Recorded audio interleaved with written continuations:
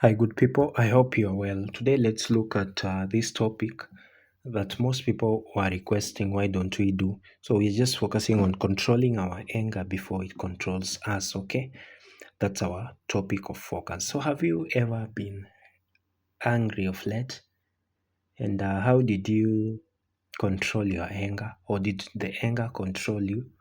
So, that is our topic of focus for this discussion.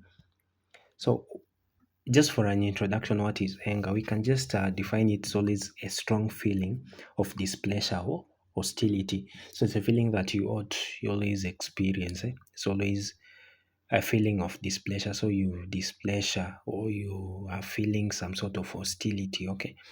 Then you ought to know that also anger is always a negative feeling, which often happens when a person thinks that someone or something has done wrong, bad, or which puts them in danger. So ideally, just in summary, or just in a nutshell, you can say that's always a strong feeling of displeasure and hostility. So it's a strong feeling. It's not just a feeling. It's always a strong feeling. So you feel like I can finish this person, and if you don't control that, it means that this anger will always control us. That's why we are looking at it today.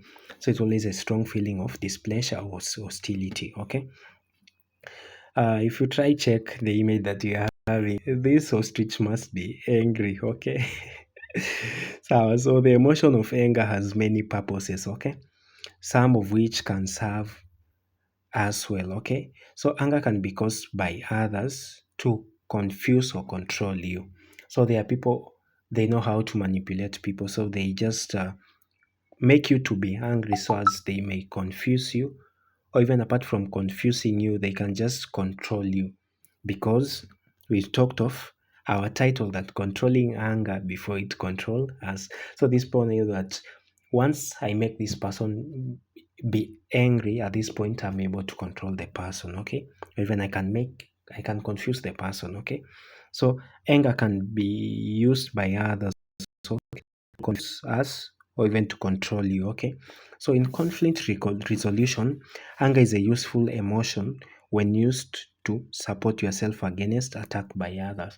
So there are people who always manipulate you. They make you angry, and we've talked of anger as a strong feeling of displeasure. So you have this strong feeling. So at this point, you don't know these people are manipulating you. Okay, so it's something that you ought always to grasp it so that you may be emotionally stable. Okay. So something about also about anger, you ought to know that anger is always a valuable signal, okay? Because it lets us know when something is wrong or there is a problem, or even it does not solve the problem, okay? Often when we are angry, one of the following things is happening. So what are the things that can happen when we become angry? Okay, we want something, okay, and we are not getting it. Two, it might come from past experiences. We expect trouble, okay?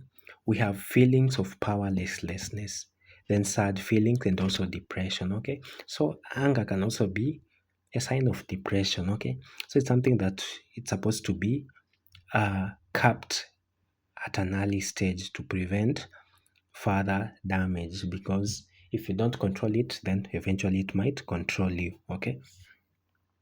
So while you're confronting anger, you have to remember three options.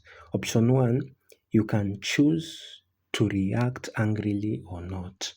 That is one. Two, you can become aware of what you are feeling. Okay, these are point two.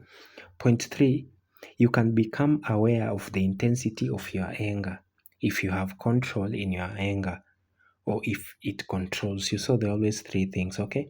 We've talked of you can choose to react angrily or not. You can become aware of what you're feeling, yes. Then you can become aware of the intensity of your anger. Okay, those are the three key things. So what are the major causes of anger?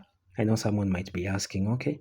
One, it might be dependency relationships. Okay, you are depending on something too much, okay? That can be a part or a cause of anger. Then two, resentment. 3, grief, of which you've just done a video on grief and you've looked at the processes.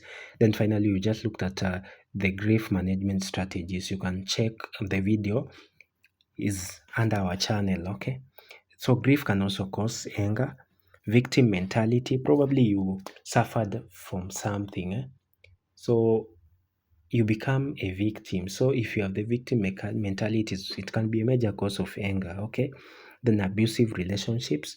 Then finally, low self-esteem. So you always find even most people with low self-esteem, they're always at risk or of developing this anger. Most of them will find they're always anger. So if you work on these 6 things, this anger will never control you. You will be the person controlling the anger, okay? Yes. So at this point, are you angry right now? Yeah, this is a question. You can just post it down the chat box. Are you angry or not now? That was just a question. Let's continue. So what are the possible steps for you to control your anger? So I'll just try look at 5 key steps that you can utilize for you to control anger. And remember, we've talked of anger. It can also be a strategy for other people to control you, or even they can use to manipulate you, okay? So the first step, you make a list of things that make you mad and you memorize it. So if you are good at writing, write it down. While you're looking at the grief management strategies, we also talked of scripting it down, jotting it down, writing it down. So you make a list of all the things that make you mad and try to memorize these things. That's the first stage that we do so as to control anger. Okay. 2, talk about your feelings. Let people know when things bother you. Why are we talking about this, the second stage? Because most of the time you'll find someone, things are not well. People are doing things that are bothering you, the things that are making you angry, but you're unable to talk about your feelings. So, point 2 talks about that you're supposed to talk about your feelings and let these people know that these things bother you. If a person has done something and it's not well with you, talk out, speak out, talk to them about your feelings. By the way, what you've done, it's not good to me. I needed you to know that it's the thing that you did, the way you called me, the way you acted, the way you did this and this, that thing really bothered me. That is another key step for you to control your anger, because you've said if you don't control your anger, this means this anger is able to control you. The third thing that you ought to do when you feel angry, do something with the energy, okay? Like slow breathing in and out at least 10 times. So this means that to some point, anger will be there. There are some instances where you'll not be able to speak out your feelings, okay? But we always say that if you are able to speak out your feelings, speak out these feelings and let people know that these things are bothering you. So when you are unable, there are some points that you'll always feel that you are angry. You've this intense feeling, okay? So we ought to do something with the energy. This means that you're having too much energy. At this point, you're having a release in dopamine. It's high, adrenaline. It's really high. Adrenal glands are working, okay? So you have this energy. So this energy, try to change this energy and do something with that energy, okay? So you can try to do the slow breathing, like in and out at least 10 times. At this point, you're trying to cool down yourself. You're trying to control the anger so that the anger might not control you. That is the third key point. The fourth key point that you're supposed to do, notice if you feel like yelling, screaming, or hitting, okay?